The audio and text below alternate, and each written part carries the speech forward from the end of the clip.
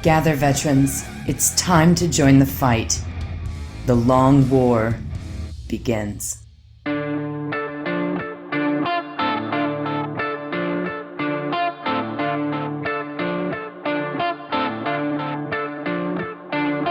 This is The Long War. I'm Robbie B, and joining me once again are my partners in crime, Kenny Boucher, Stephen Ford, and Mike Haspel. What's up, guys? Yo, dog. Great to be here. Yo, what's happening? I didn't know if that was Rob or James Earl Jones. I don't know. Have you ever seen them in the same room at the same time? It's the same. It's basically the same person. Him and Haspel are the same thing. Like, I've never seen any of these people in the same room. Haspel.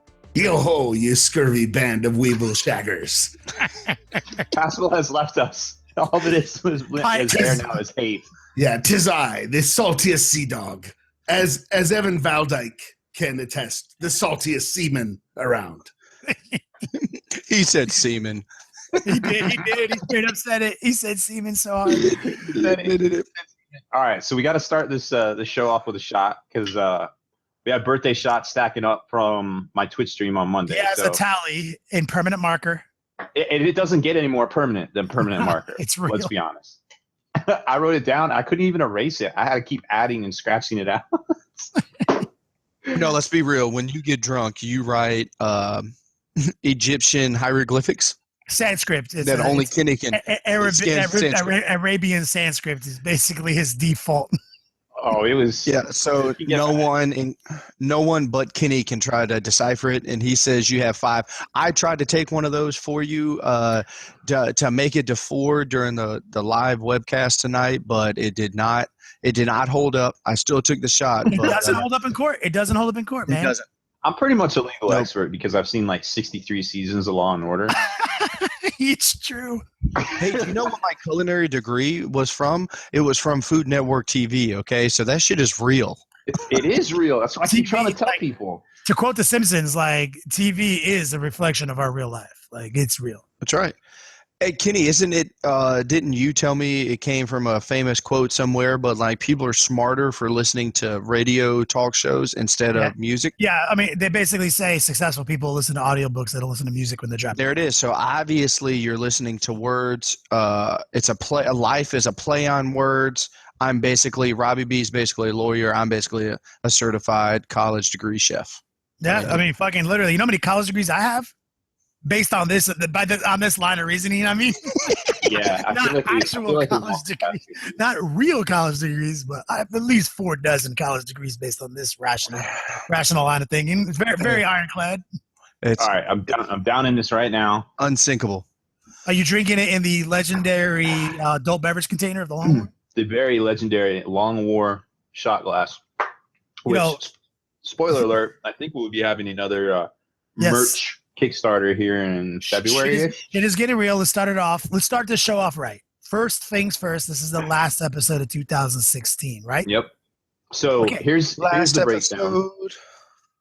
Here's the breakdown. So today is Wednesday the 14th. The in-betweensies of my birthday on the 13th and Juice's birthday tomorrow on the 15th. Juice will be 40, I believe. Right, Juice?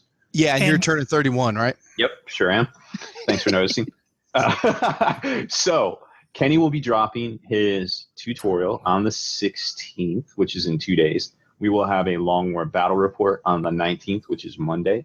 And I will also be on Twitch. It'll be the last stream of the year for me on Twitch on Monday as well. And Spikey Bits TV. Only on Spikey Bits TV. Yep. So then we'll be back with all our normal battle reports starting on the 2nd of December. And, of course, we'll be back doing the podcast on the 4th, which is the same Wednesday that you've all grown accustomed to. So, obviously, happy holidays to everybody out there and wishing everybody a safe Merry Christmas and, New Year and whatever you might celebrate or not celebrate. Please enjoy yourself and stay safe out there. Get as twisted as you can, but as safely as you can. Yep. I will be getting twisted. I have 3 more shots to do on my stream Monday night on the 19th. So come egg me on. Tell me what juice to drink. They're gonna hold you to it, man. I expect them to. Let me also spearhead with this. So we're gonna talk about it until we don't need to talk about it anymore. The Long War Network is here. The Long War Network is a new Facebook page. It's a group. Check it out.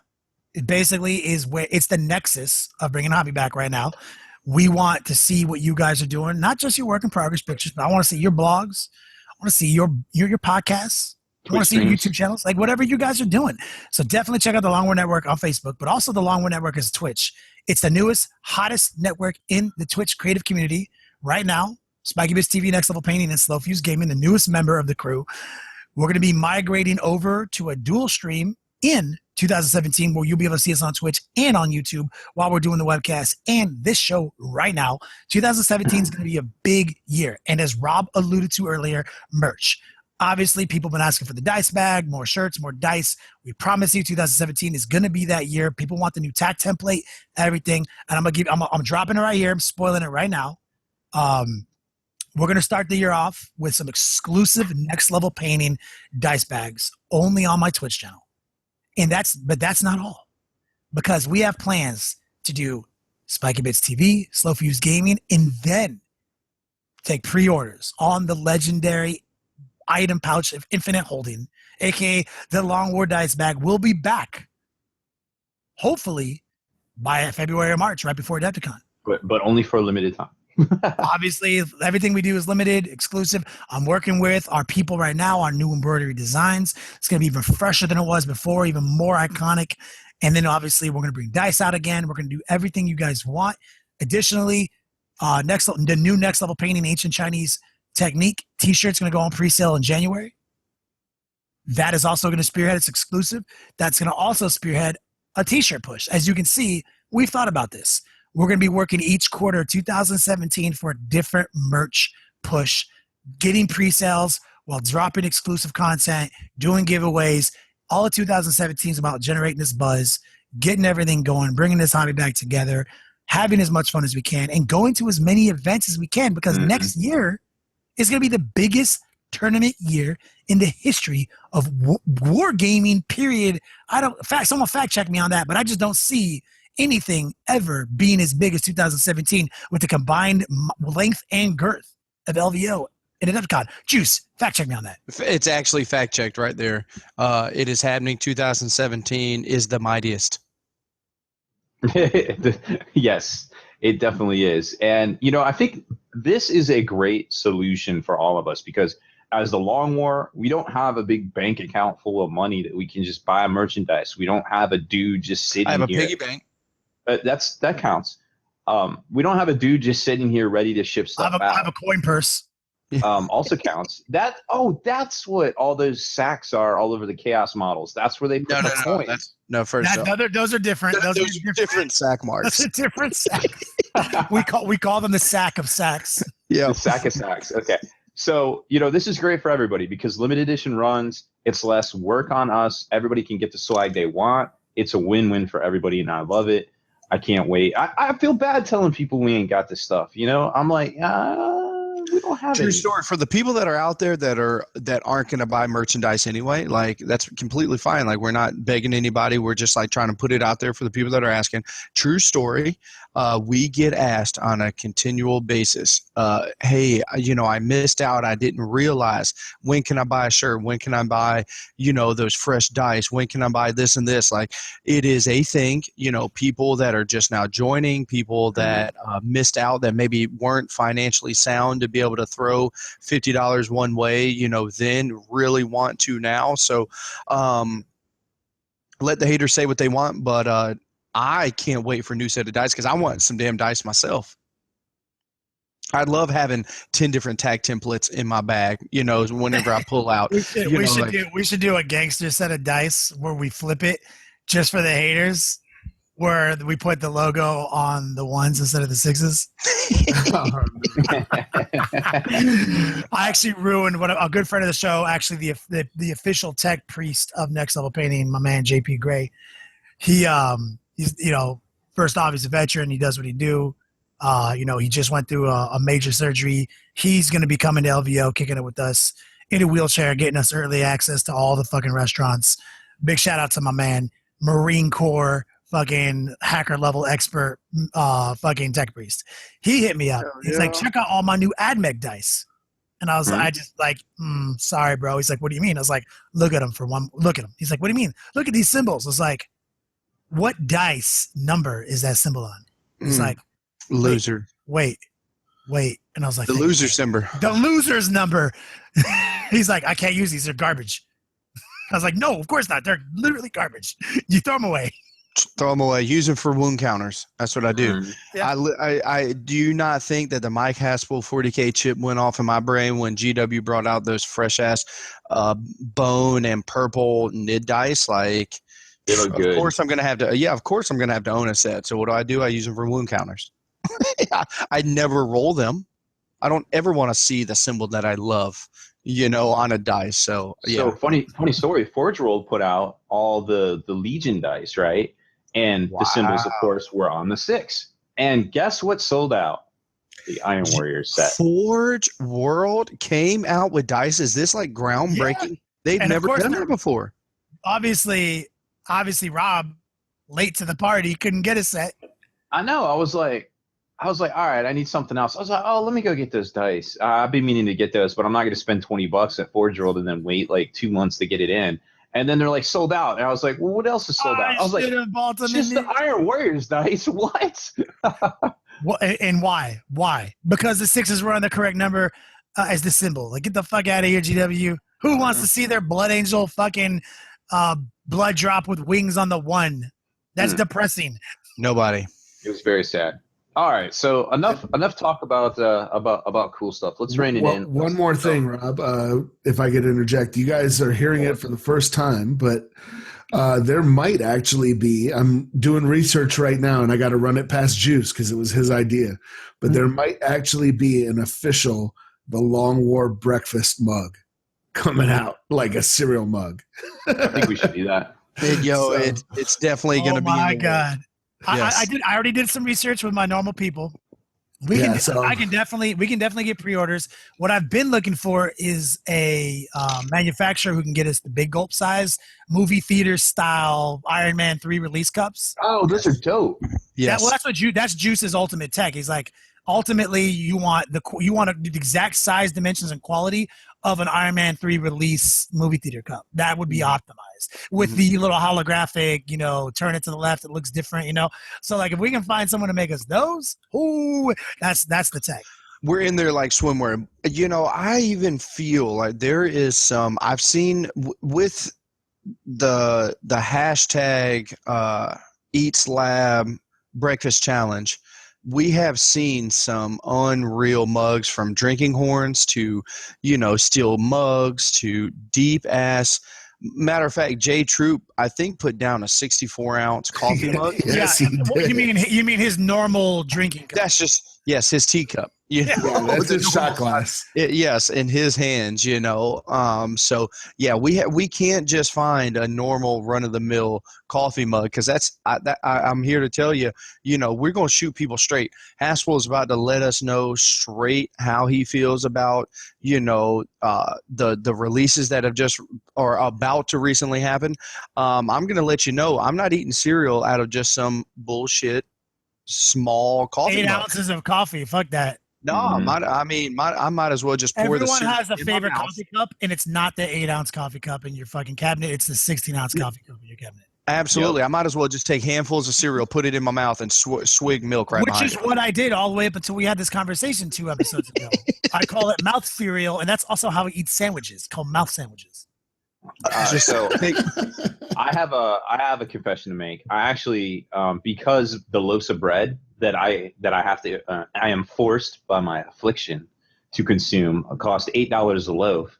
I have turned towards the corn tortilla tech, where I put all the normal stuff that I would eat sandwich-wise into a corn tortilla. Into a burrito. Right. I basically make a burrito now with the same stuff. So I got peanut butter and jelly burritos. I got ham and cheese burrito, like that's what I do. And I thank you, Cy, for that tech and the gunslinger burritos. It's so good. Like, they're very filling. I'm not even sorry. Yeah, we'll call them popkins. Yep, that's a popkin. That's a Rob Bear popkin. I've been listening. Sorry, guys. I've been listening to the Stephen King Dark Tower series. I'm on book 5 right now, getting ready for the new movie / TV show that they're putting out. It's literally my new Audible shit right now. If you guys don't know, I listen to 1,000 Audible books a year. That's my shit right now. Ain't nothing wrong with that. All right, let's talk about Imperial Agents. And before we slide into the editorial version of it, the Imperial Agents book will be out this week. It's a rather large book, actually. It's 136 pages. It's pretty much the same size as Traitor Legions. Probably softcover. I would imagine it's softcover just because the price point on it. It features a ton of information, and we're still a little confused on exactly what's in it, and we're going to talk about that a little later. But that's coming out this weekend. Then did you say 136 pages? Yep, sure is. That's literally exactly how big the Traitor Legions is. It's exactly the same. Yep, it's the same. Then we've got Index Imperialis Apocrypha, which is again, exactly the same counterpoint to Traitor Legions, and we had Chaos Apocrypha, which was a lot of reprints of White Dwarf articles and also the old Realms of Chaos books from like the late 80s and early 90s. I think it was 88 and 1990 when those were produced. So that'll be out. Another good coffee table book for you. Apparently it's a collection of like Blanche and Jess Goodwin art. There's some Necromunda stuff in there, some Legio, Cybernetica, Depths Mechanicus stuff, some Titanicus stuff. It looks to have a lot of cool flavor, and it's drawn a lot from the old, kind of like the inserts they put in the old second edition books, like about, the Eternity Gate and the Golden Throne, and some stuff from the old Rogue Trader era stuff. So it's kind of like exactly the counterpoint, just like Kenny said, whereas Imperial Agents is the Imperial kind of version of Traitor Legions. This is almost the counterpoint to the Chaos Apocrypha, I guess. So those are pretty much the big releases on Games Workshop's end this weekend. Then we've got, and of course, all the Battle Sisters and everything, the reprints and Pewter that we're going to hear about. Haspel has something to say about those here shortly. And next weekend, the only release is going to be the Spire of Dawn, which is the reprint with round bases of the old Island of Blood box from 2010. I think it was August of 2010, if I remember correctly, when they dropped 8th edition Fantasy. So it's starting to wind down, but then it's going to ramp right back up in January with those Armored Assault boxes for $55 at like a 30%-ish discount for the first week. And then they got some little paint sets coming out as well. And then it'll go, ramp right into who knows what. Whenever the White Dwarf hits, that's when it's going to get real, because all the previews and everything are going to be in that. And it's and then we'll start to see what's really coming into the picture in January there. Now on the X-Wing scene, if you're into Star Wars, obviously this is the time of year for it, like Juice was saying earlier in the pregame, that first of all, there is a very fantastic card/dice game called Star Wars Destiny. It's pretty much universally sold out everywhere, and prices are kind of ridiculous on it right now. But if you can wait until January for the next wave to kind of hit, I think it's definitely going to be something for people to check out. If you're a fan of Magic, you're a fan of just rolling dice in general. That's the Dice Masters kind of game, right? It's like a similar mechanic to Dice Masters. It's almost like an amalgam of Dice Masters and Magic the Gathering. Nice. It's a very cool game with that collectible aspect to it. So it is going to sell. Pricing right now is really weird on it. So to get a competitive deck, it's kind of ridiculous right now. Like, don't even try. Just if you can find the starters, just buy them up, have fun, learn the game, wait till the supply comes back in, because it's just going to be ridiculous. But great game, very cool stuff there. Definitely check that out. We did a little demo on Spikey Bits YouTube about it. There's a few mistakes we made, but we corrected them in the comments there. and hope to have more coverage on that in January as well. There is also 2 new X-Wing releases this week. There's the U-Wing, of course, which is that crazy swing wing, Y-Wing, X-Wing looking thing. And the new TIE Fighter, the TIE Fighter Striker, the TIE Striker that's coming out. And they feature moving parts, which is kind of a new thing for FFG. Like normally the ships don't have moving parts. These do. So, and they're very well painted. They look great. I think they're going to sell very well, and especially because, the movie's out. So lots of cool stuff out there. It's just, it's starting to wind down into the holidays. Everybody's going to get their stuff, and then it's going to ramp right back up. It's cyclical. It's what we see. What are you seeing out there in Colorado, Haspel, out at Gamers Haven? Yeah, well, that Star Wars game is selling very as hot as you mentioned. Honestly, it's doing very, very well. The only other thing I have on my horizon is, of course, Space Hulk. The Deathwing Space Hulk dropped today after some delays. Now, there are a lot of haters out there for this game. I don't know why. It is an indie developer that basically came out hitting strong, making it look like a AAA title.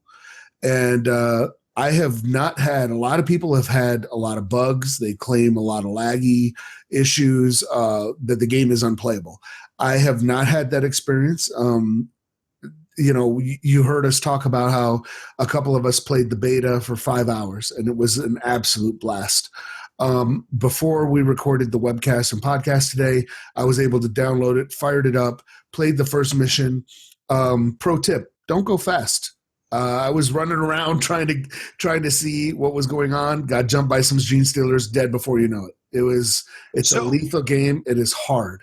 So now when you said you were running around and got jumped, yes, by these evil genes, were you saying that you were like stomping around in their territory, like maybe disturbing their natural habitat, peeing on where they sleep? Were you doing some stuff like that? Yeah, and just generally just kicking around their nests and everything. But gotcha. They're Xenos. They don't have rights. They're there for me to kill. So, No. Actually, they do. They do have rights. Well, honestly, the initial feeling, the first level is very slow for my. It has that feeling of aliens to it. When they're going around sub-level 3 and you hear a Apone going, check those corners, and there's nothing happening. That's what it felt like. It was like, there's nothing happening. Oh my God, there's a billion Gene Stealers and they're in my hair. It was like that. Do you remember playing the original Aliens on Nintendo? I did not, but I played it on Commodore 64, the one where you had to try to get. That was a very old-fashioned statement right there. I thought I was gonna be able to relate with you by taking something old. You even took 3 steps further. Yeah, on the Commodore they had an Aliens game where you had to. It was really hard to fly the ship in where Dietrich is trying. Where she's like, we're in the pipe 5x5, and you had to keep this ship in the rings, and it was just a nightmare to try to get down. But it was extremely lethal, and Space Hulk has that kind of feel to it. In the single player, you are playing as a librarian. You've got 2 other people accompanying you, an apothecary and a guy on an assault cannon. And you can command them, give them commands to go places, cover your back, open a door, heal me, basic stuff like that. But when the Gene Stealers show up, man, they are unrelenting, and they are they're very lethal. The only negative thing I have to say about it is actually a pronunciation thing. Is how would you say the chapter master of the Dark Angels? What's his name? Azrael? Is he what's the guy who's B? Starts with a B. Belial? Okay. It's Belial. No, it's according to the game. So Belial, yeah. So when he said I am Belial, I was like, well, that's fantastic. Who's Belial? Let me talk to Belial. Yeah, I don't know who you are, but I want to talk to that other guy I've heard about. So that kind of caught me off guard a little bit. I was just like, oh, okay, that's interesting. But the game is a lot of fun. I didn't get to do the multiplayer on the release yet, but immediately after the podcast, that's what I'm going to be doing until the wee hours. Be hopping into Discord and rolling that out till at least midnight Mountain Time. First of all, we've established that Mountain Time does not exist. It's like an in-betweener. It's still real to me. It's more real than what do Arizona people do? I think they just pick. They're like, what time? They're like, they look at a clock. They actually have 2 clocks. Yeah, I'm about to say, Arizona people need more than 2 clocks, dog, because Arizona motherfuckers are fucked. Like, like, yo, for real, all day, every day. Get the video. I mean, yo, Long War Network, maybe we play some Deathwing. That's all I'm saying. I'm down. I think my computer can handle it, maybe. I'm pretty sure I can play video games with mine. Is that what I do with this extra virgin olive oil? Yeah, no, actually, that is how you stay hydrated during long hours of streaming. Oh. Yep. Yeah, it's like what you do is it's the new age thing. That what they've done is they've taken olives, they've condensed them down. You add that to your martini. Yeah. Oh, okay. That If you ever wondered how they made a martini, is they pour 50-50 olive oil vodka. Yeah. What can this do for my fur coat? It's got lots of omega vitamins. It's gonna hook you up. Just rub it all over your skin, ingest it. Fun fact, in ancient Rome, they did not use soap. They would rub themselves down with olive oil and then use a little stick to scrape it and the dirt off of them. That is a true story. And if you were a baller, you might have a slave scrape you down. That's one step above how they got clean in Dune. Yeah. So enjoy It's that basically olive oil. like shaving. I guess shaving the dirt off. I don't want to use this olive oil now. I feel dirty. Another extra little fun fact for the history buffs out there is that if you were a gladiator, you could actually sell the used olive oil. They would let it congeal like a salve and then sell it to women to boost their fertility. So that seems like a legitimate business model. What a way to have a business model that all you need is one motherfucker to agree with you. Yeah, no, it's like Juice's model. All Juice has to do is his flocking method. I talked about it on my stream the other day of when he flocks 1,000 models, where basically he has 100 models. He paints the bases black, then he dips these bases into his OG grass flock mix. It sticks to the glue, which also apparently is the paint, which is also a glue, and then he knocks them off and goes. But he's moving real quick, so the flock's getting everywhere. Then when he's done, he sweeps up all the flock on the carpet and on the hardwood floor, puts it back in the container. Well, over about the course of 2 years, what you have is a concentrated, new flock plus. That will bring new levels of realism and authenticity to your miniature collection. We can sell that. That's literally all it takes. Is one. That is the basis of what these Romans did. Was I have a product that I can't use, but you want to know what? There is an application for it, and somebody will pay for it. No doubt. Yeah, why throw it out? No, that's just stupid. That's just good business, man. They got it. That's genius. I love it. I went off on a Roman concrete kick for 4 hours the other day with Bonet because I was a concrete worker for years, and I did all this. I read all this stuff about Roman concrete and the Colosseum and stuff, and I was like, these motherfuckers were legit. They have a secret mix to their concrete they use, which is technically way less PSI than our concrete, but they use they had a special mix that lasts longer. People think of the Colosseum, you think of marble and this and that. They're like, no, dog, it's concrete foundation, just like anything.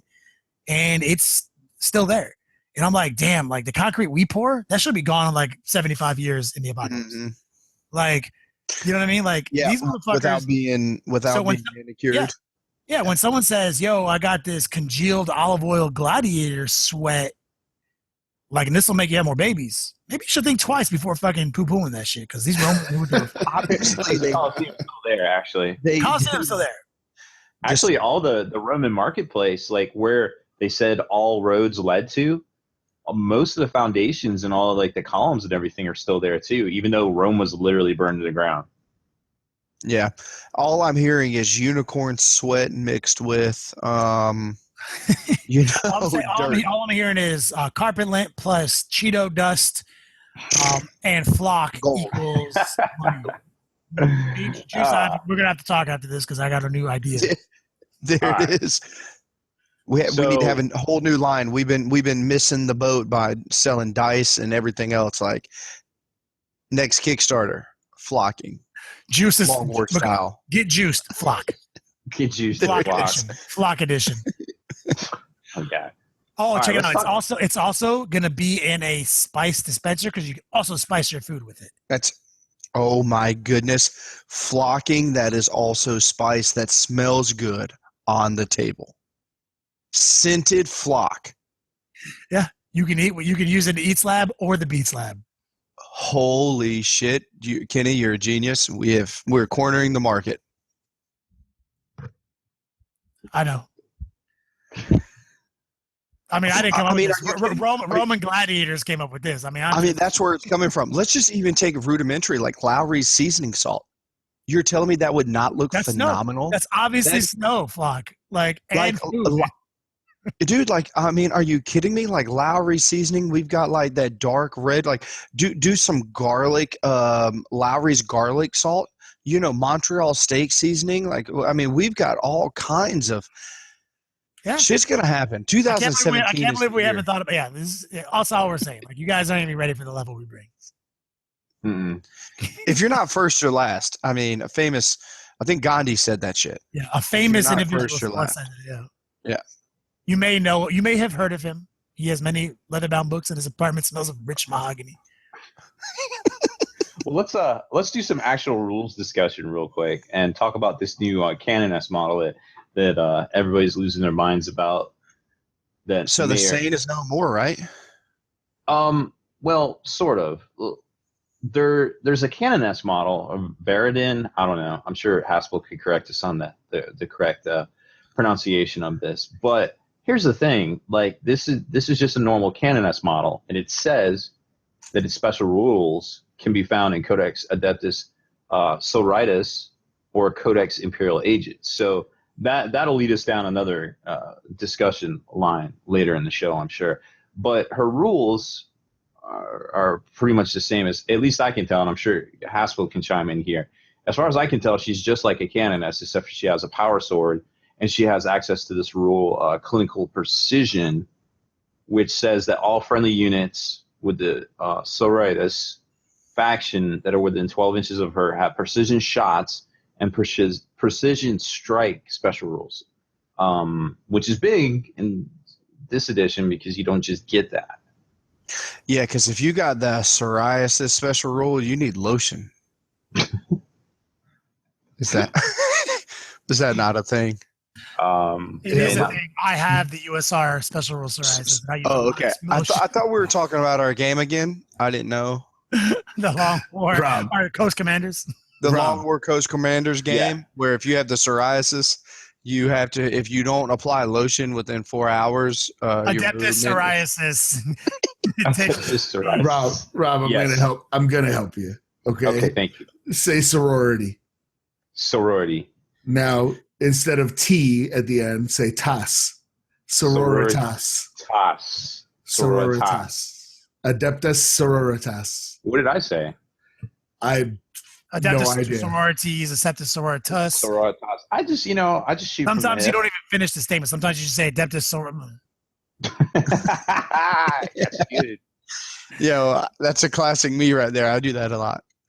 Yeah, I mean, it worked in the Evil Dead movie. Nothing bad happened. No, literally nothing bad happened. No, not at all. So, what do you think of these rules on Canoness Baradin? Are we going to we're going to finally turn this over to Mike Haspel? Well, no, I'm just asking him on this particular set of rules here for the limited edition Canoness. It's hot sargassum. It's garbage.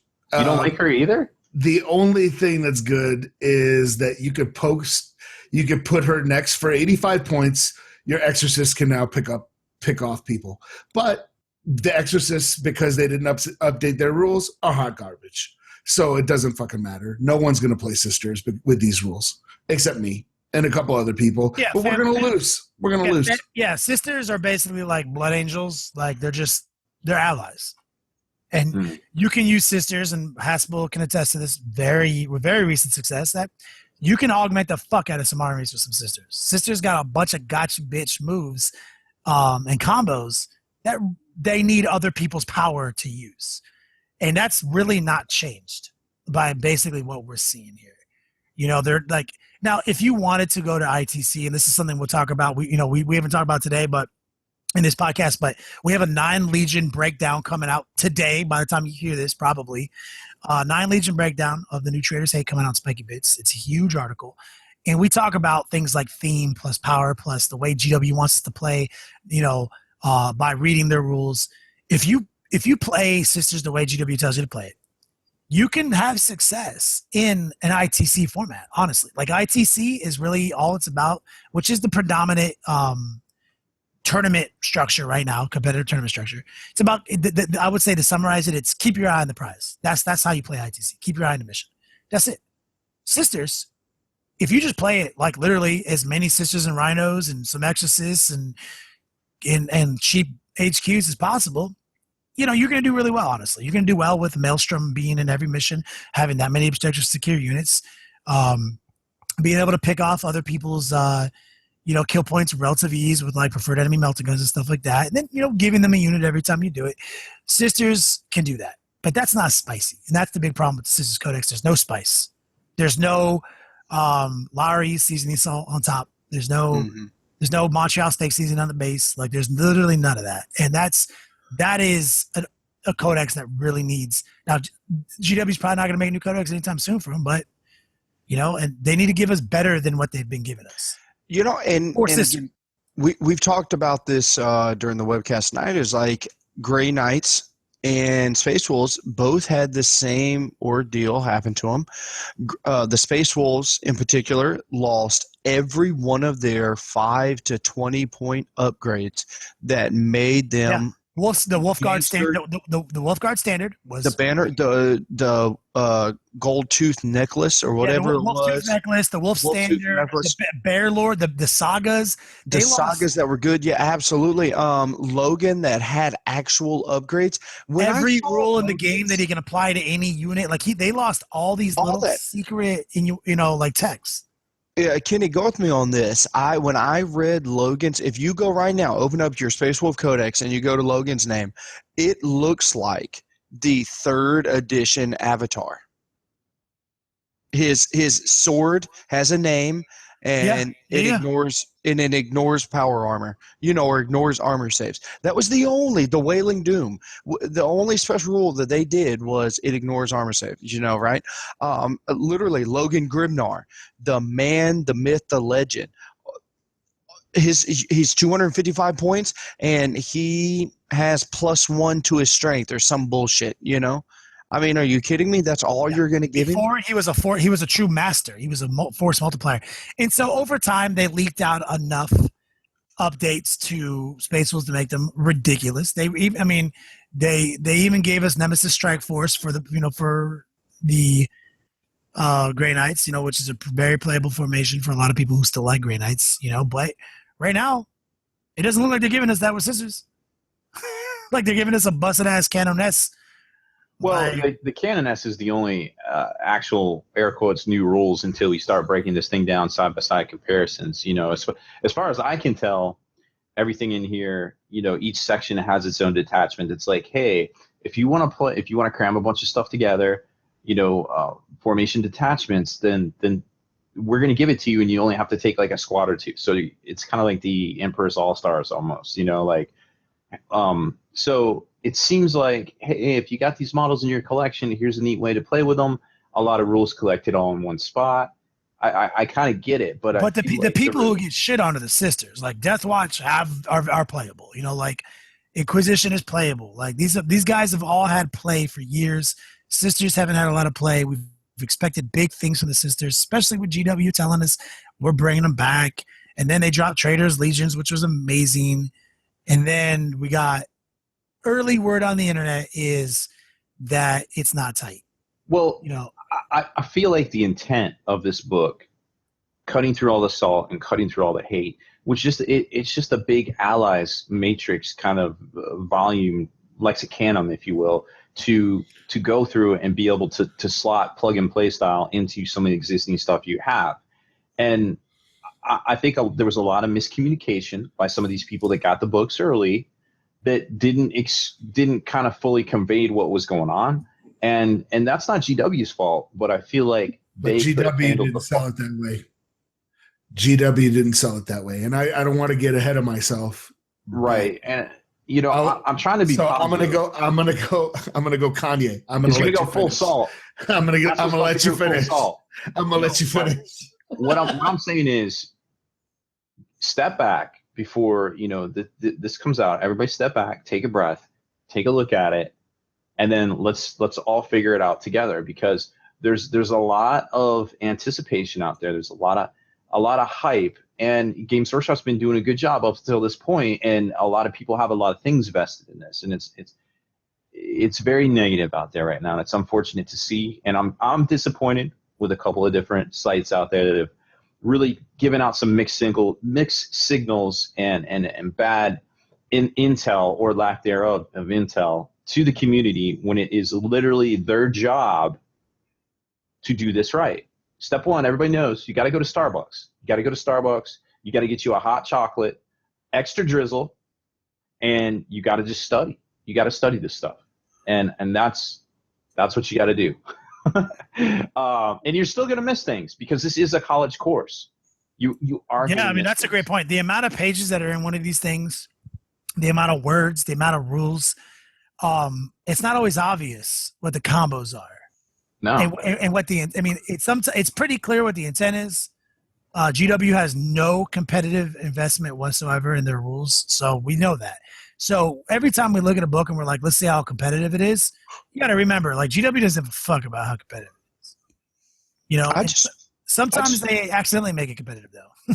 I wanted to talk about Robbie B combo that he just put together. I've been to Starbucks quite a few times. I ain't never had that motherfucking hot chocolate with extra drizzle. Is it the shit? Is that where I need to be at? Yo, you gotta throw the barista a little wink. Be like, yo, can I get extra drizzle on that? I love me some chocolate. And then you have to say, and it's my birthday. And she's like, oh, what are you, 15? One of my buddies bought me lunch the other day and told the waitress how old I was. And I was like, that's not a real number. There's no way I'm that old. She's like, yeah, you're right. And I was like, this guy's lying. He's just trying to get you free dessert. Jackass. So when you look at the Imperial Agents book, you've got 1, 2, 3, 4, 5, 6, 7, 8, 9 different factions. That's literally 9 different supplements that you need to crack open. You need to cross-reference, and you really need to break it down and figure out what's new and what changed. That's tough. That's 9 books, dog. That's right there at $40 easy if you own all the fucking digital stuff. Super easy if you own all the digital stuff. Is there a direct correlation between the same shit? The 9 books that you just said that you need and Chaos a week earlier dropping a book, Traitors that has 9 different legions? I'm just going to let that hang. Yeah, obviously there's a correlation there. That they made it the same length, the same amount of new things. Traitors hate the cross-referencing wasn't as intense because there's only 1 Chaos Codex, 1 Black Legion supplement, 1 Crimson Slaughter supplement, and 1 Traitors Taint supplement, right? So it's less cross-referencing like at that stage. But Chaos has a lot of dumb old rules that you have to look through, make sure the things you're doing are legal, So yes, it is a lot of reading. It definitely takes some time. It took me 10 hours to put together a Legion breakdown for Rob. 10 hours of writing and then like a day and a half of just Beats Laboratory solitude, So. And I mean, think about that for a second, everybody listening. What do you make an hour? Yeah. Now think about what Kenny just said, notwithstanding that Kenny is one of the top artists in his field. What do you make an hour? What would you value 10 hours of your time? You know what I mean? Like, this is what we do. We do it for the hobby. We love you guys. It's also the convenience we have. Like, this is a part of our job. Everything is a part of our job. Like, our job is 40K. And so some people's job is news. Some people's job is tournaments. Some people's jobs, like 40K is just a part of it. Like, so there's going to be the sky is falling mentality might have been augmented by some of these people out there who cracked open the book and didn't give it the due diligence. But at the end of the day, I have to agree with my constable. GW did not help that. They sold it wrong. From the very beginning, they got our hopes up to a level that is just ridiculous when you act like even after we cracked it open and looked at some of the things, it's like, damn, GW, like you sold that wrong. Fuck, man. Yeah, it's a little disconcerting. So look for that. But the things they sold wrong are different than the things you may think that are already floating out there on the internet, because we're going to talk about that here today. Yeah, but before we unleash Pirate Mike, check spikybits.com for the Traitor Legion breakdown. It's a rather large article, probably the largest article ever published on Spikey Bits, almost completely written by Kenny Boucher, minus I would say like 20 curse words. But that will be out tomorrow, Thursday, the 15th at 1 p.m. Eastern. So by the time you hear this, it'll probably be live or already live at some point. And as a caveat, the article is about theme plus strength plus balance. It's not about breaking lists. It's not about abuse. It's about what GW intends and what I can glean from the way they presented these rules to us, and then trying to make that theme be as strong as possible. If you're looking for abuse, check me out on Facebook, because I'm dropping some abuse on Facebook every day. There you go. Many places to get that infos. All right, Sailor Mike. All right. If you're wondering why they're calling me Sailor Mike, is because right now everything tastes of the sea. I have been waiting for this book probably since 3rd edition. And that's why you're hearing the seagulls and the ship in the background. Yeah, I was like, are you on a pirate ship? Are you live from a pirate ship? Yes. And they sent St. Celestine down to the briny deep, to Davy Jones. And a lot of people didn't think so, including myself. But I bring to you Exhibit A for the court. As Drubal Vet, one of the tightest Dark Eldar guys ever, gone. Without so much of a how do you do, deleted from the logs, you might say. Right? He's just gone.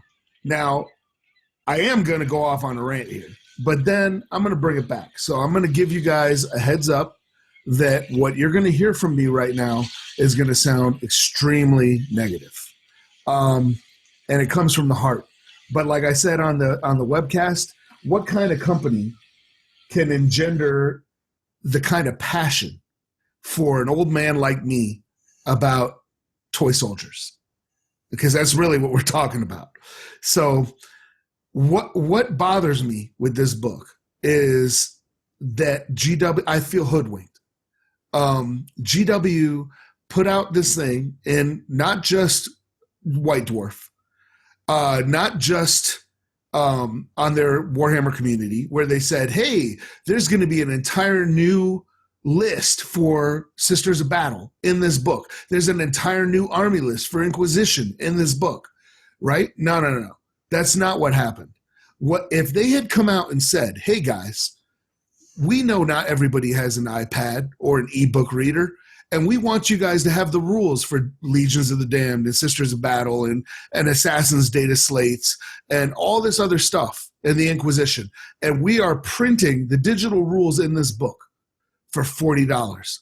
That is a steal. I don't know how much I paid for the Sisters of Battle Codex. I don't know how much I paid for the Inquisition Codex. You know what I mean? I have a chip in my head. If GW says buy it, I buy it. More than $40. I paid a hell of a lot more than $40. I would wager it was probably close to $100 after all the data slates and everything that they've included in this book. It was probably close to $100. I would have bought this book almost sight unseen if they had just been honest. Instead, they hyped it in the White Dwarf. You know, hey, this is a way for you to field Grey Knights, Death Watch, Inquisition, Sisters, all together, right? Bullshit. There's no Decurion in here. If you're wanting to get this book because you wanted to field Inquisition, Adeptus Sororitas, Grey Knights, Death Watch, Psychers, all that stuff together, throw in some Valkyries to carry them. And one Decurion with its own 6 set of benefits. Lesser Mhm. rule. Yeah, you can do that now. You don't You can need this literally, book. first off, you can do that fucking now. We talked about it. You can take Inquisitor Cody as an Inquisitor attachment as your primary attachment. You can take every single one of these as an allied attachment, practically. You can do that now. Literally, this is crazy that like what you're saying is so true, brother. And then couple it, right? So the very first thing is, I know I'm not alone thinking that this thing came with a Decurion. You know what I mean? Because that's the new hotness. Yeah. Ever since we call it a Decurion because of the Necron Codex. When the Necrons came out and dropped that hotness, that was the new hotness. Everything that has dropped for 7th edition has had some kind of formation of that kind that you can take. Not all of them are great, but some of them have had something of that kind. I mean, we could have had a Decurion in here that might have been almost impossible to take unless you're playing 2,500 points. But we didn't even get that option. We got nothing. You know what I mean? What we got is some shoddy reprints that they made weaker. Why would you remove Servo Skulls?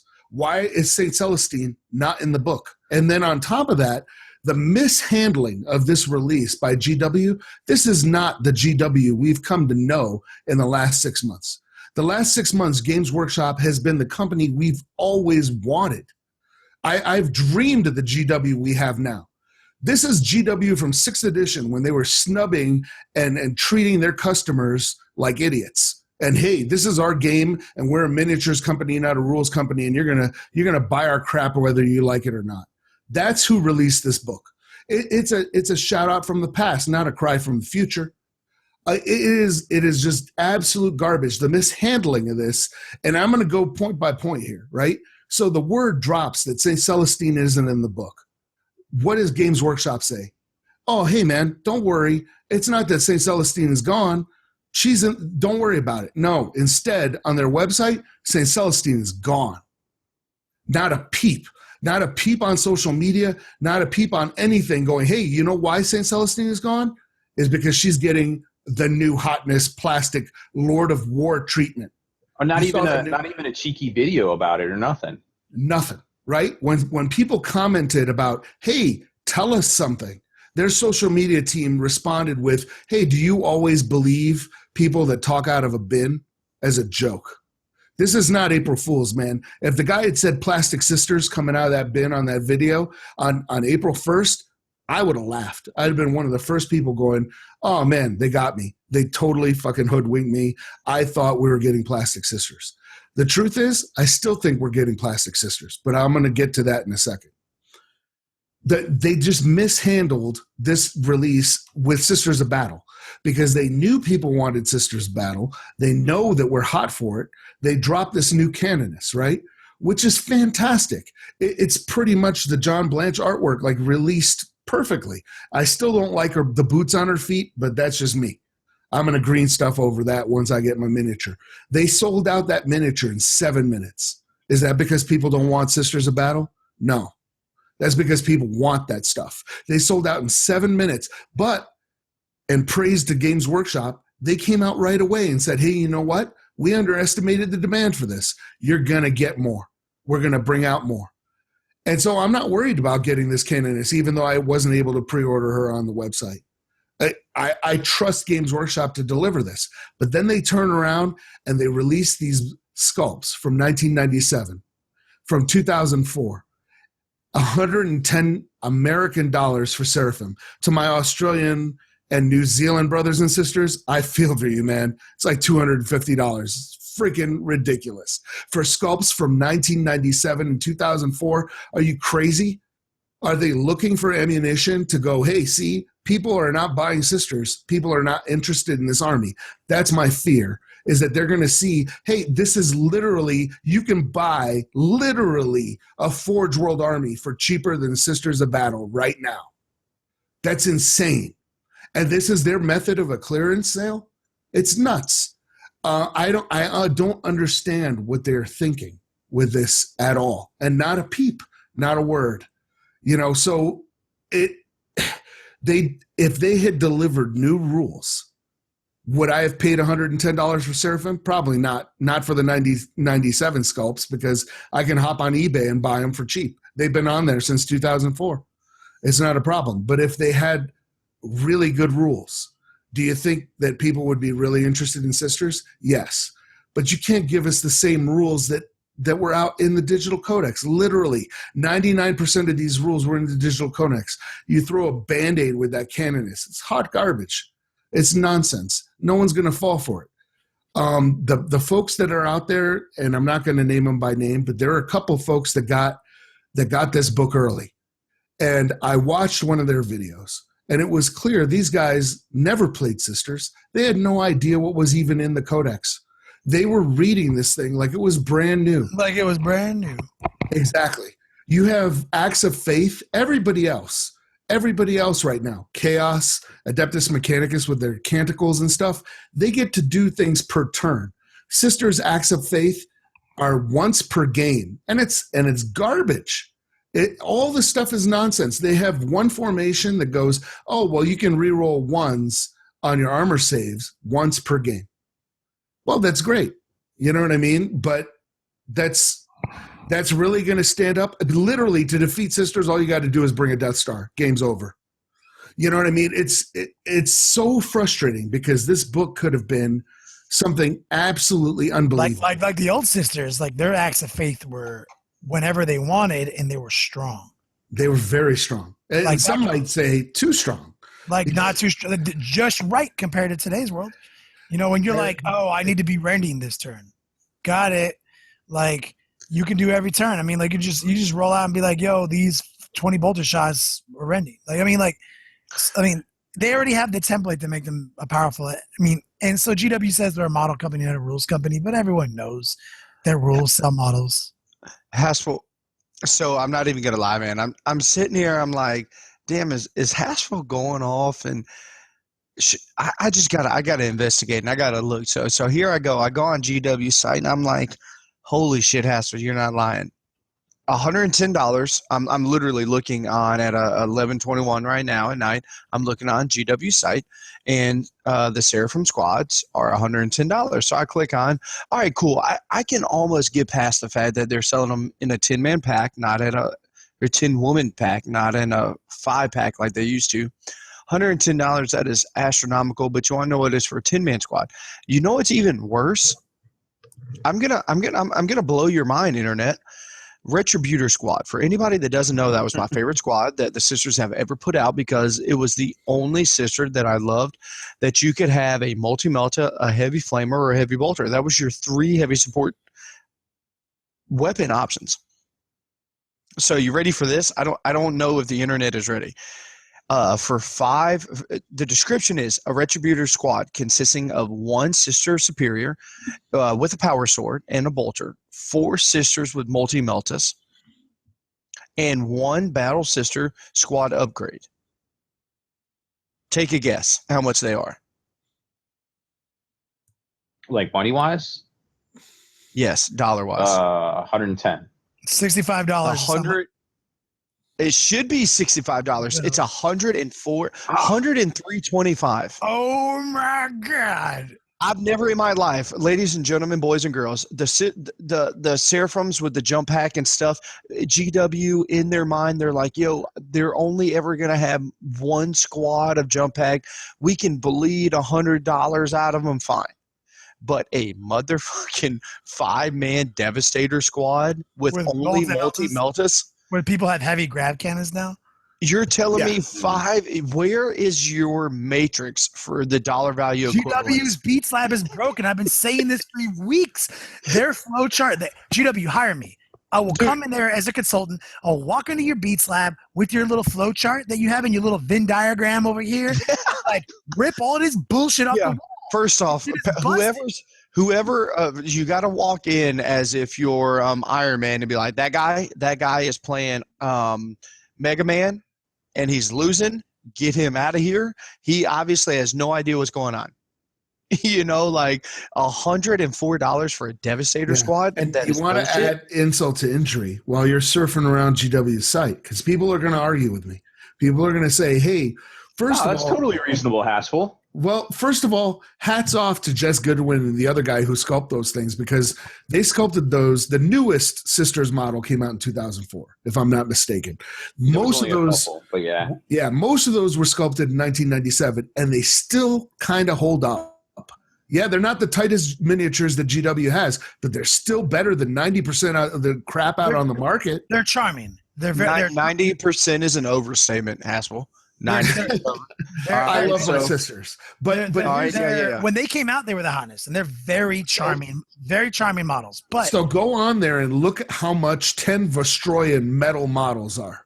Look at how much money fucking 10 fucking 30K plastic fucking Space Marines cost with all the special weapons on their sprue. 30K almost. They're fucking $50, dog. Yeah, but we're gonna go metal to metal. If you go metal's garbage. Pewter's garbage. But my point is that people will argue that, well, they're metal sisters, so you got to compare metal to metal. You can't compare metal to plastic. So there's 10 Vostroyans on the GW website are $35. Yeah. Metal to metal. No, absolutely. But you want to know what, can someone go online real quick and just fact check like how much pewter pot metal costs per ounce as a manufacturer versus plastic? It can't be a big difference. It's the same. It's the same premise about their paint. You know, like their paint pod per cost. You can't just take into account just the materials. I mean, the artwork, all that stuff. The artists, the sculptors. It's 1997. They got paid. They've been paid. I agree. I agree, man. I agree. So, if pewter is an alloy or a mix of different metals, the average price for scrap or melt value of pewter is around $12 per ounce. So is that retail value? Yeah, I guess so. Yeah, so cut that but take 65% of that cost off for a company like GW. Dude, $12 an ounce is actually very pricey. Yeah, that's what I'm saying. That's high. That's probably why they went to plastic. Are you sure that's actually spot right now? I mean, that's Google. $12 an ounce, like stainless steel is, fucking $3 an ounce. I stand corrected. If that's what put it in $3 a pound. Let me see. If that's what GW pays for pewter, then I stand corrected. It says the price of pewter varies, but on average is around $11 to $13 per ounce as of 2015. Holy shit! I mean, like I 100% stand corrected. If GW has to pay $11 an ounce for pewter, then I understand why these motherfuckers are $110. Oh my god! I've actually no wonder bits by the ounce or bits by the pound or whatever it was back at Games Days when it went away. You're telling me that 16 of these sisters weigh a pound? If so, that's a fucking $160 for wow. Each girl probably weighs like 4 ounces. No way. No way. I would say because I could ship mail for like $3 an ounce. You know what? You're right. 3 ounces. Yeah, I would say each sister probably weighs 3/4 of an ounce. No, you're I have a postage scale right here. Let's just check. I'll grab it. Oh my god! Of course, we're gonna. All right, hold on, Robbie B. Let's all weigh in before you weigh somebody. So, I'm just gonna go do it. I'm gonna say 0.8.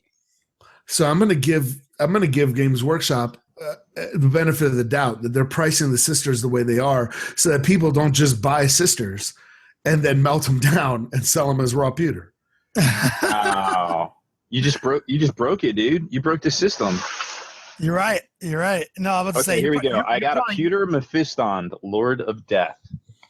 I'm gonna go weigh him right now. He's bigger than his sister, and he's probably barely even close to an ounce. You're probably right, Juice. Actually, I have a sister. What am I doing? I have a freaking battle sister. Hold on. Dude, I want to know both. I want to say that the other one, he's toughness 4. He's in power armor. I'm gonna say he's a full ounce. Everybody, I think most sisters are 0.8 of an ounce.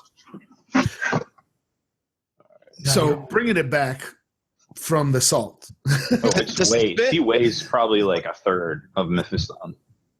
Dude, I want you to know the suspense is killing me right now. I'm not even involved. I'm not in my car driving, letting this be, my Sunday morning commute. Like, I am invested right now. Like, I don't want to talk about shit else until Robbie B tells me what. All right. No, I'm just kidding. No, dude, I can rant about this for years because we're gonna measure a base and tear it out. This is gonna be awesome. Where we at, Robbie B? What's the tier weight on a base? Doesn't even weigh it out. This is 0.06 or 0.6? Point six of, I think. Of a what? What do you have your scale? Hold on. This cats have been playing around with this thing. No, it's cool. Do you have your scale weighed to grams or ounces? That's what I'm checking. I think it's ounces because we ship. So I have it. You know what? I also have a scale, and I actually have a Saint Celestine right here. Oh, I don't have. So here's the funny part is I haven't used that scale because I bought it because it works with the computer. So I got my old scale, which I know how to use. So I'm gonna grab that one. I've got my old scale right here too, and I got Saint Celestine I'm gonna tell you right now exactly how much this girl weighs. Saint Celestine in Terra Scott. There it is. Okay. Saint Celestine weighs 1.6 ounces. Is that with base? No, this is just pewter. Damn. Okay. So She's 1.6. I'm gonna take her giant cloak off to make it more accurate. Okay, to like what a Seraphim might weigh. So her cloak has been removed because she's in pieces. She weighs 1 ounce, no cloak.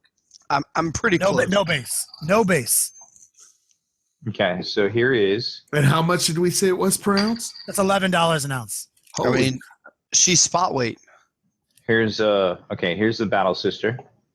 Tear it out. Wow. She has 0.6 ounces.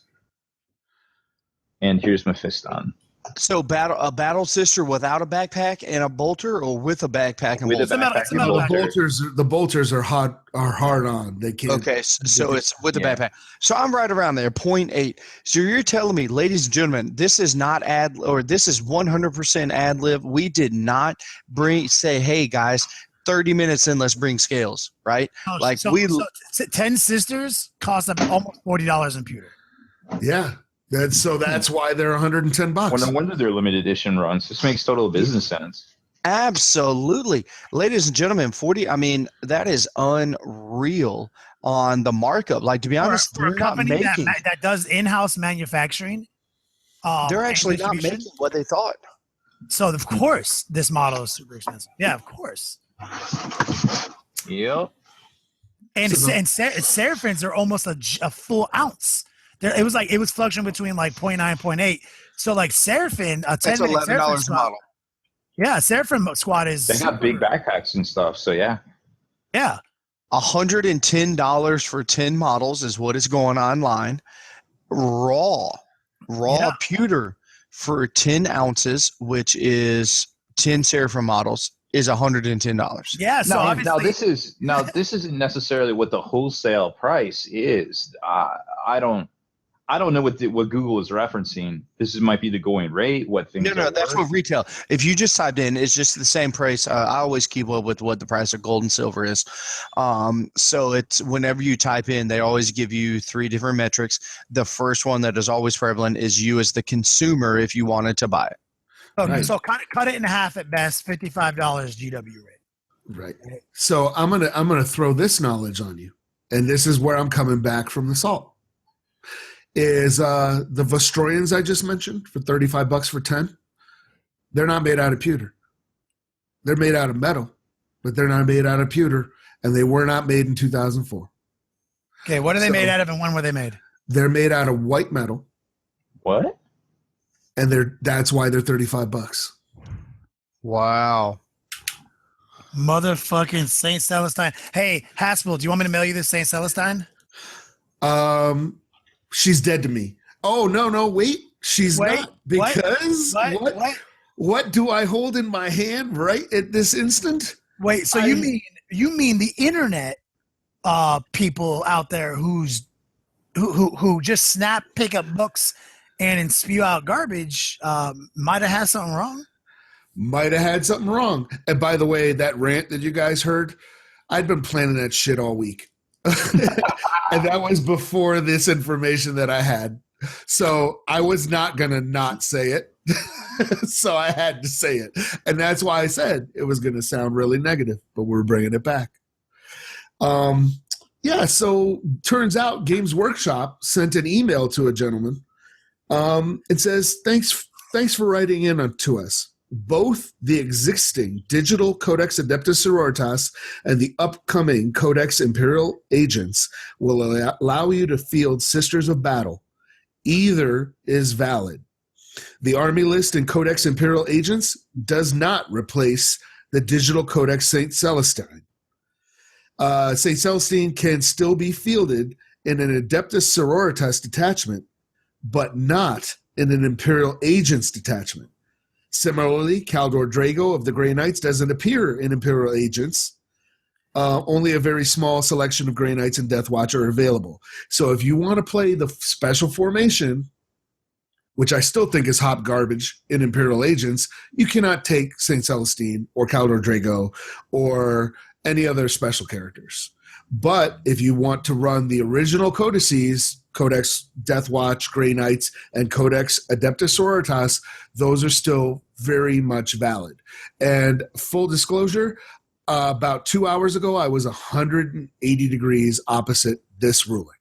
I believed with my heart of hearts that we had a fight for 15 we had a fight about it before the webcast. I was driving home, heard all this stuff. Rob Bear told me, and then I opened up my Traitors Legion Codex, and I was like, "Yo, there's no Huron in here.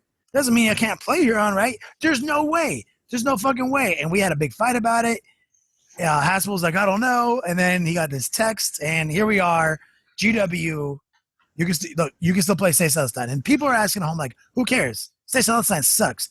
You know what? St. Celestine does not fucking suck.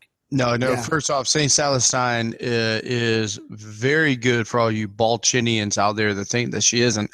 But I want you to know, Kenny, you were underplaying. Haspel said it's supposed to be one way. Nah, Haspel was heated. We got on the pre-show of the webcast. So we do like anywhere between 15 and 30 minutes before the webcast, which is an hour before the podcast that we record, hour and 15 minutes. Dude, Haspel was in hot. And as you guys know, I'm a boisterous, straight shooter one way or the other. And to be honest, I like to get into topics that I have no dog in the fight just to instigate something. Haspel came in so hot. I was like, I'm gonna just sit here and shut the fuck up. He's gonna let Haspel do his thing. He was gonna Jay and Silent Bob our asses. He was like, "What do you do with that? What are you gonna do with that movie check? We can buy a lot of plane tickets." I'm a fucking the world. I heard you, Balchinians. Did you say on moviepoopshoot.com that St. Celestine is, quote, clown shoes? So before we move on to the next topic, obviously you heard our points on the Imperial Agents. Kind of sucks. St. Celestine is not gone. She's here to stay. I promise you guys. It's all good. And this is the reason that matters. Because St. Celestine, because Sisters are an ally force. St. Celestine is an HQ, unlocks a Ministrome Priest. And the Ministrome Priest can take the, what is it called? The Litanies of Faith? Litanies of Faith. Mm-hmm. Yep. And that is a super cheap relic. That means you auto pass war hymns. And then you can take literally a Sister Squad and a Rhino, put it in reserves. Now what you have is any Death Star in the world, no psychic power is needed, because you know what? Psychic power Death Stars are gone now because the Sisters of Silence. Okay? Literally, if you think you're going to run around with this Death Star that's got all these psychic powers and that's how your Death Star is strong, you're going to run into Gladiator Strike Force who subbed out 1 unit of Space Marines for 1 unit of Sisters of Silence and Escape Hatch, and then they're going to shoot you with 97 grav gun shots and you're not going to have any psychic powers. Got it. That sucks. But what Space Marines have is they have an abundance of strength 10 AP2 attacks. They have an abundance of 2-up saves with 3-up invulnerables, and they're fast. And then if you literally say, hey, what's the cheapest way to make them even stronger with no second powers? Say Celestine plus War Priest. I will use the same escape hatch tech on you. Say Celestine will float around with the Thunderwolf squad. The Ministrome Priests will pop out of the escape hatch. They'll meet up in the midfield. Now, when you get into close combat with them, they have 3-up invulnerables with rerolls from the priest automatic. They have hit and run at initiative 7 because of St. Celestine. St. Celestine has like 5 strength, 5 attacks. She can die once, get out of jail free, pop up, run over here. She can take out a unit of Space Marines a turn, die once for free. Literally, St. Celestine is a linchpin to some people's army list. I have played Death Stars that use her, and people have just looked at me like, yo, what's this dumb sister shit? And then at the end of the game, we're like, yo, that's some OP shit, dog. You fucking should be ashamed of yourself. Yeah, this isn't overreacting. Like, she is the linchpin of some people's armies, and they have every right to be upset over a rumor or a reporting the fact that she's gone or whatever. So I get it. And in those people's defense, I mean, it looked like, because when GW says, hey, it says Codex, not Codex Supplement. And when they say it includes a new army list for Sisters of Battle, a complete army list. That's what they said. So when it says a complete army list for Sisters of Battle, they take St. Augustine off their web store. Right. Yeah. It's like it's an easy logic to make. I definitely give a little bit of credit to those people. Like, I understand that not everyone's job is the same as everyone else's job. Some people, like, they're spread too thin. Like, which reporting blog has a dedicated individual, a dedicated 40K individual, who's being paid to make sure that they're reporting accurately? Nobody does. Some mistakes are made. At the end of the day, we got to the bottom of it. We understand everything. Mike Haspel does not have to contract scurvy. No. he is not actually a pirate. He's still the world famous author of Graveyard Shift, which is available for pre-order on Amazon. You could just search Mike Haspel's name. And he's not a pirate. Nope. No. Having said all that, I want to just close it going, if you don't own all the digital stuff and you want to add, a little bit of flavor, a little bit of spice to your Imperial army, then Imperial Agents is the way to go. If you are looking to play an Imperial Agent army like Legion of the Damned or Inquisition or Sisters, the book is hot garbage. Hot Chinatown garbage. Just go ahead and buy their Codex. No, I live like 3 blocks away from Chinatown. I smell that garbage. And what it's lacking is a Decurion that would have allowed us to take all that stuff. Maybe not all 9 factions. That's a bit of wish listing, but some of them as one coherent force. Now, having said that, I have not seen the book. All I've heard is rumors. So next week, I might be eating a big old plate of crow, and you know what? That crow is going to taste good if GW hooks me up. Yeah, and worst case scenario, Mike Haspel finally just starts playing chaos with us. So that's where I wanted to go with. Well, obviously we don't have the book yet, so we can only go but so far down the rabbit hole, right? So, but what I wanted to bring to light a little bit is we haven't had a chance to talk about yet, which is kind of surprising. So I would love to get the 3 of your guys' opinion about something. I'm going to do a quick rapid fire questionnaire to you guys, and I need to know if they were broken at their time or if they weren't. 3.5 Demon Princes and 3.5. Broke or not? Are you talking about Chaos 3.5 Codex? Absolutely. For the meta? Yes. I mean, there was like 2 builds that definitely were broken. Phil Badsies. Somebody could say that was Phil Badsies. That's broken. I can't interact with that. But so basically, there was one Demon Prince in 3.5 that was definitely a Field Badsy post GW FAQ in 3rd edition. And that FAQ changed the wording of what demonic speed meant and what cavalry meant. So at the time, cavalry moves were you charge 12 inches. Okay? So cavalry back in those days moved 6, charged 12. Instead of move 12, charge 6, right? So ultimately, it was weaker, right? Because you want to advance the movement further. That's always stronger. It's like having rerolls to hit is always better than having rerolls to wound. So you can get a higher, it's for statistics, And so they changed the wording on that. So all of a sudden, a Demon Prince of demonic speed was still, it got a new rule because of the new cavalry rule, which was they added fleets. It's the first time we got this universal special rule. What it simply stated was they can roll an extra D6. It's not fleet that we know today. Fleet that we know today is different. Fleet was the first time ever you can roll a D6 between the movement phase and the assault phase and then still charge. There was no run. The running didn't exist. Steelers had that same thing that they came out a little bit later. Yep. So now all of a sudden your demonic stature Demon Prince with demonic speed could move 6, run D6, or not, there's no run. It fleeted D6 and then it assaulted 12. So all of a sudden math was like, damn, that's pretty baller. Okay, word. And then at the same time, we had Legion rules, World Eaters, which they had Blood Rage, which if you're playing World Eaters on a 1 or 2, at the start of your movement phase, you get to go D6 inches.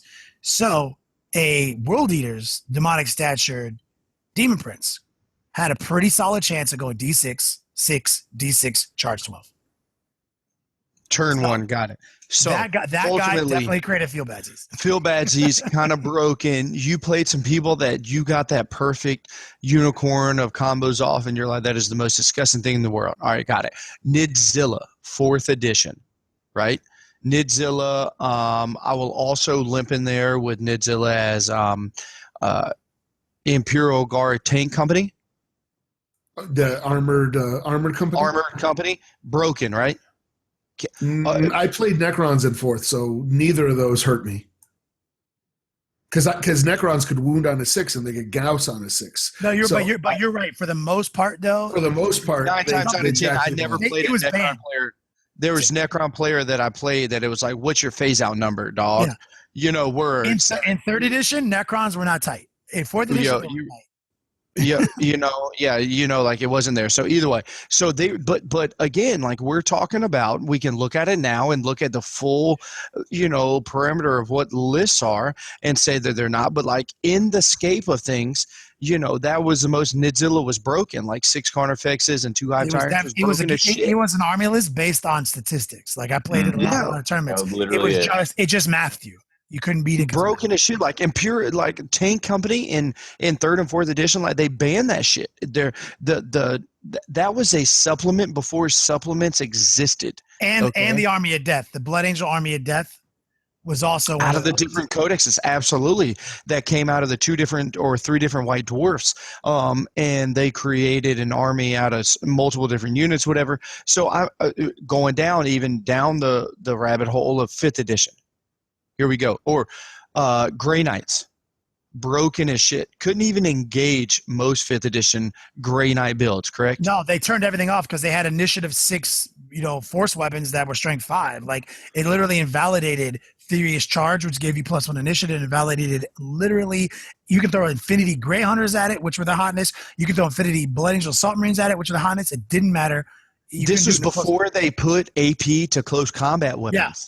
They just ignored armor. All their weapons were ignored close combat, ignored armor saves. There was no AP in close combat, everybody. So just so you know that. And even before that, there was 5th edition Blood Angels and Space Wolves that were OP. I can't tell you how many times people came up to me and was like, you're playing 5th edition Blood Angels, you're broke, you're this and this, right? So we're fast forward 6th edition. We've just now figured out what a Tau combo is with Gunline. Broken. Now we have allies, and now we've realized that too many people are Battle Brothers, and one of the worst combos is Tau plus Eldar and Tau plus Space Marines.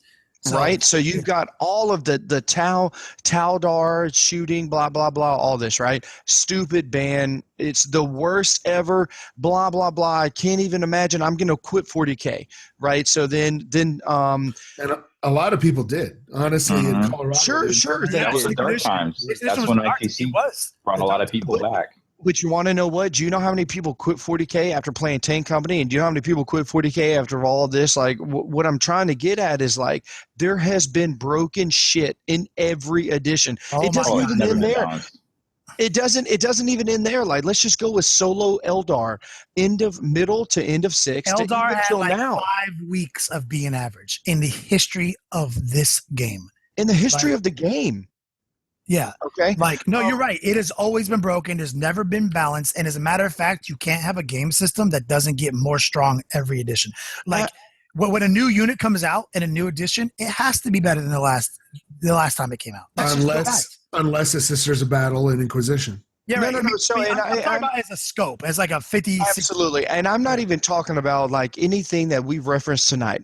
What I'm talking about is I've seen on the internet and stuff is the new latest is this Magnus.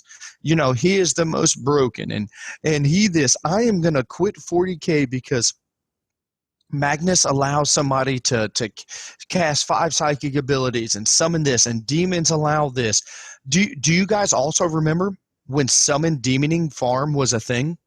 It doesn't win games, dog. The boogeyman in the room was demon summoning farm, and the internet blew up. I don't even know if we were a podcast at that point, or I think that was at the beginning when we were going, and it was like, this is the end, but it's like it literally has never won anything. It will never win anything. Five Night Titans. Five Night Titans is the boogiest man in the womb. You can never defeat Five Night Titans. What I'm trying to say is the internet and everyone else, please slow down. You won't, because you have to have something, to bitch about. Because we're a culture of getting high to shit. Yeah, absolutely. But I just keep seeing on local sites and other sites and stuff like that I'm friends with, and I have friends too, and they're saying, oh, I'm going to quit the hobby because of this. I'm going to quit the hobby because of that. It's like, bro, are you kidding me? You haven't quit. You haven't quit yet, homie. You don't know the beginning of the word broken. How about when the Army of Death came out? When there was no other power in right now, there's so much power in 7th edition, so many different ways to bring power to the table. We didn't have different ways to bring power to the table in 3rd edition. And then all of a sudden you had an army of rhinos that moved 18 inches and assaulted you, got out 3 and then assaulted 6. Literally you got assaulted turn 1 by 30 fucking Blood Angels every game. That shit, you didn't quit then. And I think Juice, that's a great fucking point, man. It's it's subjectivity. This game is subjective. It's subject to shit. And it doesn't matter if you wouldn't play if it was balanced. Go play fucking chess. Go play chess if you want. Absolutely, go play chess. To be honest, let's look at chess is broken because white can go first, and black has needed a new codex in 1,000 years. so GW has been in and out of the game for a while. They have had their highest of highs with tournaments. They've had their lowest of lows. They put the most money involved in tournaments with our boys. They have tried to reach out to the community. They have recessed back, and then now we're seeing the outpour of FAQs, internet presence, all this coming back, reaching out to local heads in the game, trying to give them books and stuff like that. We have seen all of it. I'm still about to be 31 years young, and in my 15 years, 16 years of gaming, I've seen all this shit. I'm not an old head. I'm not a Mike Haspel yet. I haven't seen 30 years of gaming, from not even just GW, but all these other gaming companies. I've seen, to be able to see their flaws, to be able to incorporate them over to GW, all I'm saying is let's still realize that in all reality, this is a subjective game. We are going to always find something to bitch about. I, as a NID player, am always going to complain unless I get something good. People as this and this. Haspel's going to complain about Grey Knights. I'm going to complain about Chaos. Chaos, absolutely. This is what it is. So I am just trying to preemptively put a public service announcement out to everyone out there who wants to complain against what you have just heard. Well, and Juice, I'm going to piggyback on that because I'm going to go back to, there was a book. I'm going to call this Imperial Agents book a placeholder book. And there's a book that the old heads will remember. Do you guys remember the War Gear book that came out? And it was supposed to be absolutely. It was that book, that War Gear book, came out right before the Craft World Eldar Codex came out. Yeah, and it was supposed to have it has all this hotness in it and everything. We all ran out and bought this, and it was a placeholder. It was like, hey, here's this book that has all the rules for all the different war gear in it, and you can use it if you want. You can not use it. It wasn't a mandatory book you had to buy. It was just there if you wanted it. And honestly, after you bought it, you were like, I never used it. I have it still, but I never used it. And I think that's what this Imperial Agents is. It's a placeholder book. And absolutely. And you want, I'm sorry, Haspel, I don't mean to interrupt, but GW isn't the only company to utilize that business module. D&D did it. Oh, okay. Yeah. They did it with what was the most broken book that ever came out for Dungeon Masters? It was the that's exactly what it is, dude. It was and my favorite war gear out of that was the Belt to Battle. Was the most broken piece of war gear out of that for 2,000 gold pieces. You were able to, all right, Kenny, let me put this into GW terms. For 2,000 gold pieces for 20 points during the shooting phase. During your turn, not even just the shooting phase, during your turn, movement, shooting, or assault, For 3, you get a total of 3 warp charges. For 1 warp charge, you get an extra move. For 2 warp charges, you get an extra shooting. For 3 warp charges, you get an extra assault. Is that worth 20 points to you? All day, every day. So that's literally the built to battle. That's what is out of the War Gear book that Haskell was talking about. That's what my Ranger had. So I was immediately broke the game with it. But no, so it's not we haven't just seen GW do this. There's a lot of other game companies. So,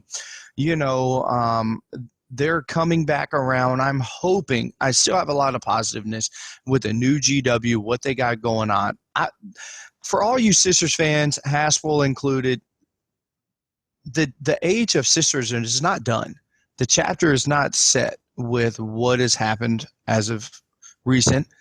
Even if the book that comes out is complete trashy Addington, I don't believe that they're squatting the Sisters. You guys are going to get a book, whether it's now or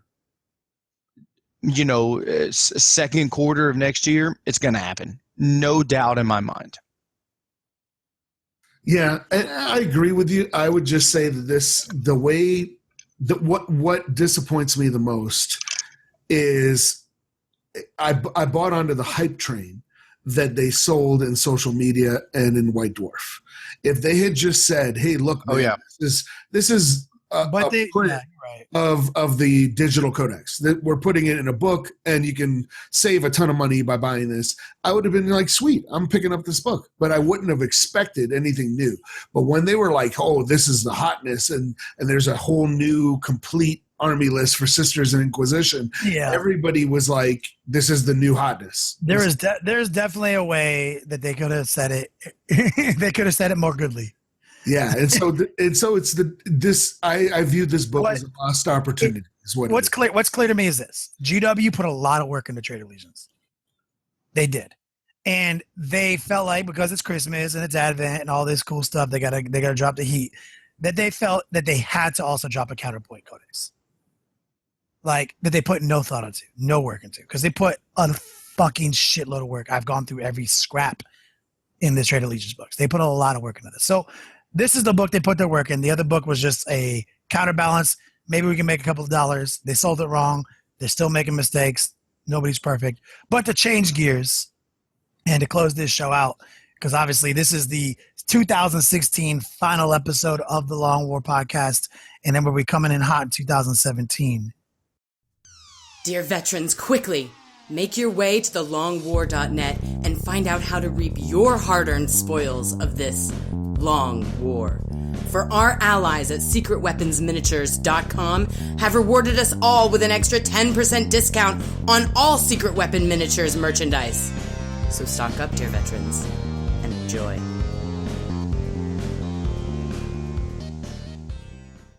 ElrixHobbies.com is your exclusive portal to upgrading your hobby. When you sign up at thelongwar.net, you gain an instant promotional discount good for 10% off at Elric's Hobbies. ElrixHobbies.com. Dear veterans, quickly, make your way to thelongwar.net and find out how to reap your hard-earned spoils of this long war. For our allies at dicehead.com have rewarded us all with an extra 6% discount on all dicehead.com merchandise. So stock up, dear veterans, and enjoy. If you're looking for a chance to win a Warhound Titan, come to Adepticon in 2017. Adepticon.org. Sign up today. If you're looking for more details on how to win these Warhound Titans, follow us on Twitch. Check out the Long War Network, only on Twitch.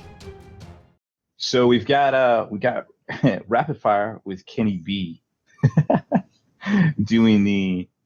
Is our last initial the same? Yeah. Huh. How about that? I literally just went my whole life and just realized that. Wait, your name's Kenny? My last initial is B, just like yours. Dun dun dun. All right. But I would love the chance. I would love round 2. I feel like I embarrassed myself the first time. Well, I embarrassed myself by not seeing one freaking line about the cat. Oh, okay. So this is a quick retraction right here. We accidentally told everyone that these new rules, these new traitor rules, were only available to you in these Decurions, in these formations. We were wrong. It actually says any detachment in the with the Space Marine faction can be from one of the 9 Traitor Legions. So as long as you follow the rules on their page for being a Traitor Legion, you can be a Combined Arms detachment, an allied detachment, whatever.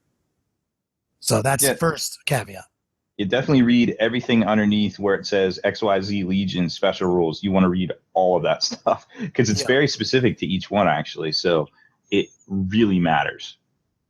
That's true. All right, let's start with the Black Legion. Of course. Actually, the first one in the book. It is. I got my book open. Boom. All right, Black Legion. Run it down. Okay, real quick. Here's the nuggets. Black Legion. Not as tight as I want it to be because the Black Legion Chaos Warband is not objective secure, but they have tons of combos with the Raptor Talon. Can you say first turn deep strike assault all over the face? That is what the Black Legion can do. Not saying it's going to win a lot of games, but they have that opportunity where they can charge you turn 1 at a deep strike all over your face. Well, if you go first in all 3 of your tournament games, it'll do really well for you. Absolutely. All right, next up. Now, this is a good one. There's a couple of points in here that we missed on the first go-around. The Alpha Legion. So Alpha Legion is probably the strongest, one of the strongest codexes. And this is double. I might need more than 20 seconds because That's fair. I got to quote this. Although units cannot normally belong to more than one detachment, units from a formation that is part of an insurgency force are the exception. They count as being part of both the formation and the detachment, have all associated command benefits and special rules. Insurgency detachment is the Decurion, and the command benefit of the Decurion is Cult Uprising. Each time a cultist unit is removed from play, it's killed. On a D6 roll of 4+, you immediately can bring it back with all its war gear, same size, everything, put it in reserves. Okay, that's a familiar rule, is it not, Juice? Very familiar. That is the same rule that is almost the same rule as the Lost and the Damned. The Lost and the Damned is called Endless Tide of Traitors or something like that. And theirs is a special rule, not a command benefit. It's almost the same wording. When you destroy them on a 4-up, they come back. They go into ongoing reserves or outflank reserves. So it's already different. Okay? 2 different rules. And so default to that paragraph I just read, and let me tell you this. When you take this insurgency force, the only way you could actually take cultists is by taking a Lost and Damned detachment. Meaning, you get both the special rule and the command benefit. That means every time you kill a unit of cultists, I roll 1 4-up for Cult Uprising, and then I roll an additional 4-up for the Endless Tide of Traitors. That means I have 2 4-ups.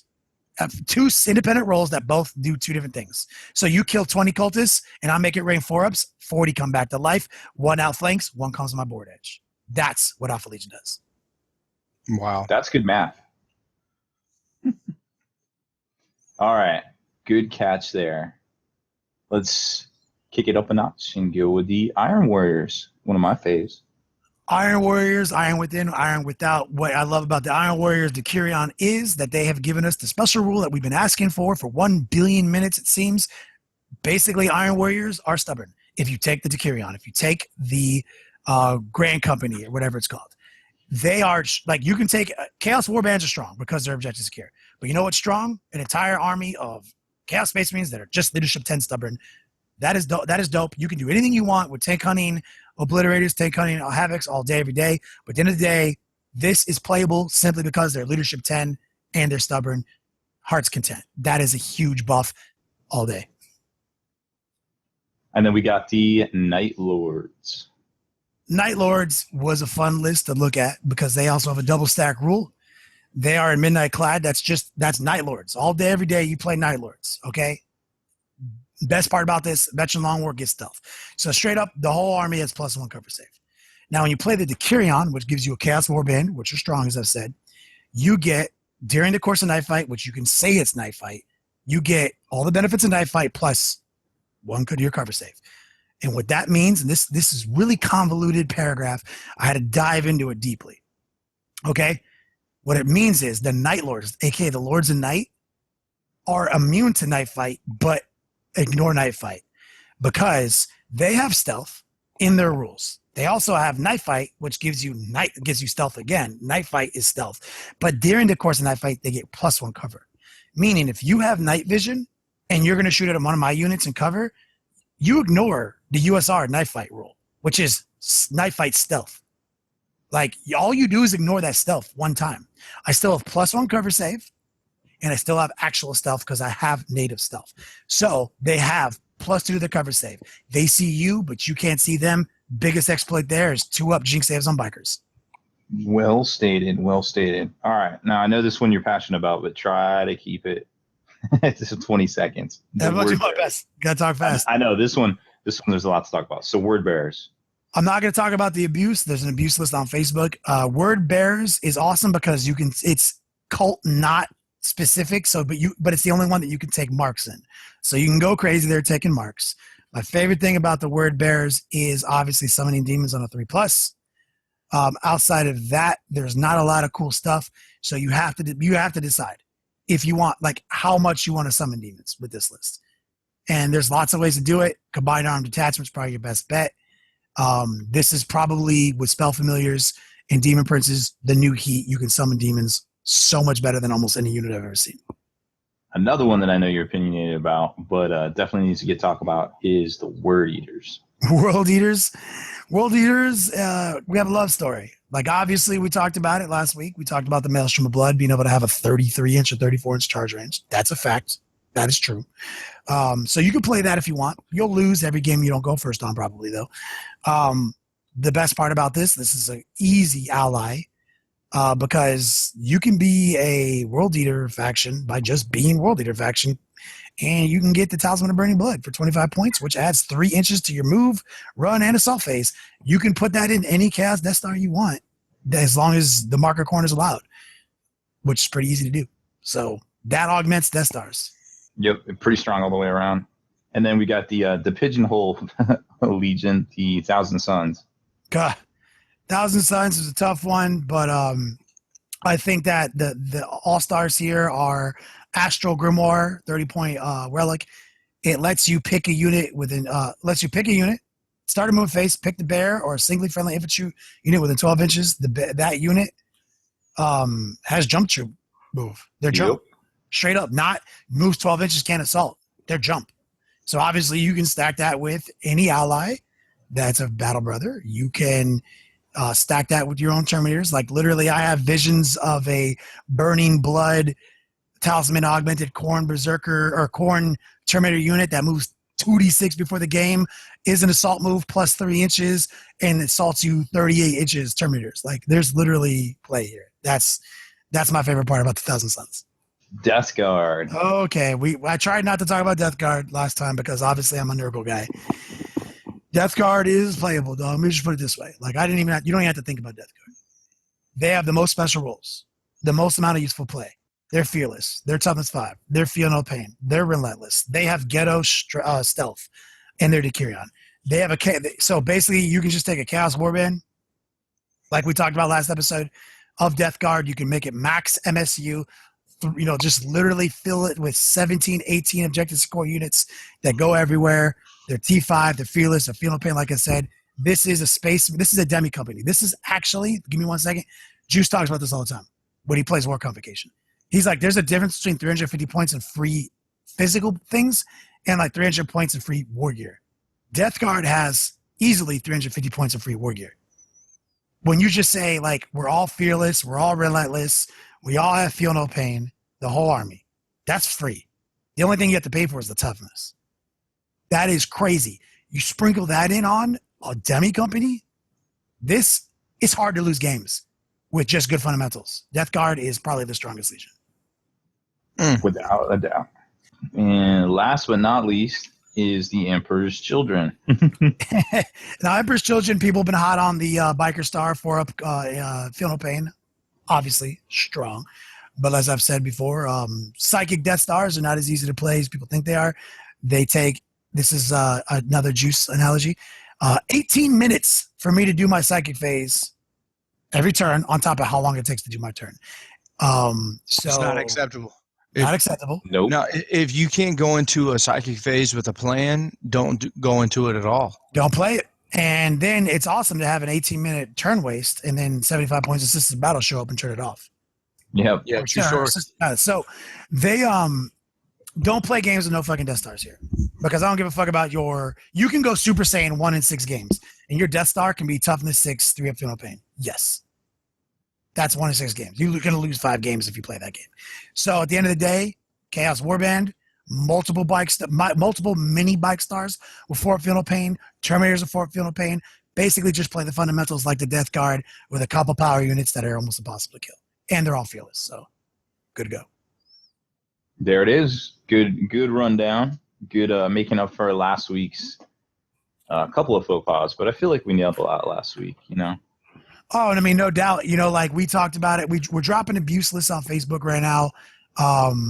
Like if you're looking for abuse, the Mind Veil, obviously everyone's been talking about that on the internet. Remember what that is? That's the one where you give that bubble to cultists? No, Mind Veil is the 3d6 bounce out. It's auto hit and run 3d6, but it's not hit and run because it only happens in your movement phase, which is basically how you hit and run, and it can be done every movement phase. And so basically, you can if take you're locked in combat or not. It doesn't matter. It doesn't matter. Yeah, it doesn't matter. You can do it whenever you want. Wow. And so you can make a unit of cultists move 10 inches a turn if you wanted to, or you can put it in a Death Star. So the new Cypher, remember what Cypher was a pretty good Dog Star element because he's shrouded and he has hit and run. Mm-hmm. Well, if you take Alpha Legion Insurgency and you take this guy, he's shrouded on turn 1, which is Eldar immunity, and he has better than hit and run. So you can put this guy on a bike, better than Cypher, in a Dog Star. Now they have 3d6 auto hit and run, and shrouded turn 1, and now their objective secure because he's part of the insurgency force because he's in a warband. So now your Dog Star has all those special rules on top of it. And of course, I've published this list already.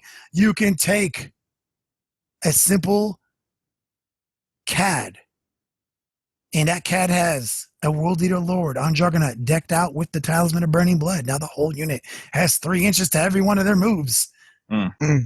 And then you just take your Khorne Demon Kid ally, and that's how you build your Death Star. And of course, best part about a Chaos Warband, this is 3-source legal because you can take 4 Lords of the Legions in a Warband, which is AKA 4 Sorcerers, AKA Ghetto Cyclopean Cabal, AKA your Death Star intact, and AKA, here's my new favorite thing. Never again do you have to pay for Veterans of the Long War.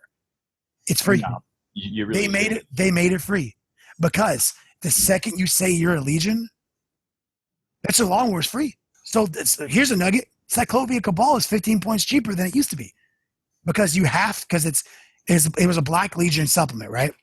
They had to take Veterans of the Long War. Now, because the Traitors hate, if you're Black Legion or any one of these guys, it's free. Cyclopean Cabal just freed up 15 points in your list. Yep, it's money. Like that's true. That's true, but I only want to say devil's advocate to the extent of is Cyclopean Cabal the only way that you can get the take over a non-vehicle unit? There is a power in the Tzeentch chart that does something similar. But I thought there was, so that's why I didn't think it was that big a deal. It's not the only place. Let me tell you, I play Cyclopean Cabal. I use it 1 in 3 games. It's not going to take. It's not as powerful. It's not as. If you're talking about the sacrifices, my Dog Star has auto hit and run, shroud, objective secure, and moves and has first turn charge capability now with an average charge range of 26 inches. So yeah, I'm good. Seems positive, and turn 1 charges are more of a thing than we realize. Space Wolves are doing it, Blood Angels are doing it, or excuse me, Raven Guard are doing it. Black Legion is basically Chaos Ghetto Raven Guard Defranza list. Yep, it's basically the same thing. First turn, you start rolling for reserves on turn 1. Now you don't have an auto pass. But you start rolling on turn 1, you can obviously augment that with other things. But you can take Raptor Talons, and so that's the only list I've ever built that has Warp Talons in it because of juice. And we have the Tzeentch Warp Talons with the Tzeentch Lord attached with Eternal Warrior, and they can come in turn 1 and assault you along with 3 other Raptor units. Like it's literally like it's not going to win. It's not going to win a lot of games. It's going to engage from turn 1. It's going to feel like you're winning the whole game until you realize you lost on turn 5 because you don't have any objective secure units. I do want to add in before you get out of here, especially considering that you're not going to hear our voices with new content for the next couple of weeks. But I want you guys to know, Gene Stealer cult players, it is a thing. Everybody and their mother is about to jump on the Gene Stealer cult bandwagon. LVO, get ready. If you are not a prevalent Gene Stealer cult player, get off of it. You slow playing SOBs. It is going to take a long time to play a game with Gene Stealer Cult. This is not a beginner list. I'm going to go back to what Kenny said when he referred to, Warcon or any of the other lists. Psychic Death Stars take 18 minutes on top of your turn. If you're talking about if you are not if you're not on your game. Yeah. If you are not prepared, you're not on your game. A Gene Stealer Cult army is not a fast army to play. You will not enjoy it. It will not be over quickly. If you're not Marcus Parkus, if you're not the great Marcus Parkus, like have you seen him play his Green Tide with 120 orcs? Yeah, absolutely. He moves the guys from the front to the back. Like it's your responsibility to convey a good feeling to your opponent, to be prepped, to have your game aids in order, and present the knowledge level, the competency level, and the speed level to play your army in a 2.5 hour game. Absolutely. And if you just bring Gene Stealer Cult and you're not prepared, you're just game AIDS. You're a disease. You're a disease that is killing 40K. Do not play. I repeat, I am not going to allow anybody who plays an army so close to my heart, as in Gene Stealer Cult or NIDS or anything of the sort. Do not play Gene Stealer Cult if you are not at the tournament level. At the tournament level. Thank you, Kenny. Thank you for that caveat. It's like if you're not prepared at that tournament level, do not play it. Get it out of your hands. Be prepared that you're going to create units in and out. You're going to psychically, because that's what a lot of the Gene Stealer Cult armies that I'm building, people around me are building, where you're creating 2 to 3 units a turn that are popping in and out. On top of that, you're going to be recharging your units with D6 models. You're going to be figuring out what those models are. You're going to be coming in and out of the shadows. Is this unit in and out of sight? That Gene Stealer Cult army interacts in every phase of the game. Movement, shooting, reserves, psychics, assault, every phase of the game. I do not want to hear, and I do not and will not give any sorrow to anybody that says, oh, I didn't finish the tournament. Oh, okay, what did you play? Gene Stealer Cult. I couldn't get out of turn 3. That is your fault. That's good. You are to blame. That's good advice. Yep. You know what I mean? Like I see the writing on the wall. And again, we've been talking about armies over the last 2 hours with podcast, webcast, an army that are close to people's hearts. You with Chaos, Kenny with the Traitors Hate, and Haspel with the new people of the Imperium, individuals of the Imperium. Imperium Pearsons. Yeah, and me with the good guys of the universe. And I'm not going to have our good guy name spattered across the tournament scene by you slow playing drop pod ass mofos. Okay, you stick to your drop pods and leave my nids alone. Yep. You leave the nids alone. Guys. I think that's a great note to end on. 2016 Words of wisdom by Juice. Don't be game aids. Don't get ahead of yourself. It's a tournament. Don't play unless you're ready. I got one more thing though to go out on. Juice is doing some really incredible charity stuff for the holidays for local peeps. Do you want to talk about that a little bit? I do, man. I appreciate you giving me just a second, Haspel. I do. December 20th. That is this coming up Tuesday, depending on what time you're actually getting a chance to listen to this podcast. What's for Lunch and the people that are volunteering with us are putting on an event. You guys have already probably seen some of the fundraisers we've already done to raise money for food, this and that, to support people from Hurricane Matthews that came through Lumberton, North Carolina, and hit it hard, man. It was unbelievable. And I know since then there's been fires in different parts of North Carolina and South Carolina. There's been, there's tragedies everywhere. And after this last bit, I push people to, there is somebody in your local area that can use some help, use some support. Please use whatever platform you have to help those individuals. But right now, this is the Christmas time. It's the time of giving. And What's for Lunch will be putting on a fundraiser December 20th. We're doing a plate sale because of the holidays. We're going to be putting on meatloaf, mashed potatoes, all the fixings, including bottle of water, 100% of sales, not even just proceeds. I want everybody to understand there's a difference. Proceeds is what the dollar value you raise after your cost of goods.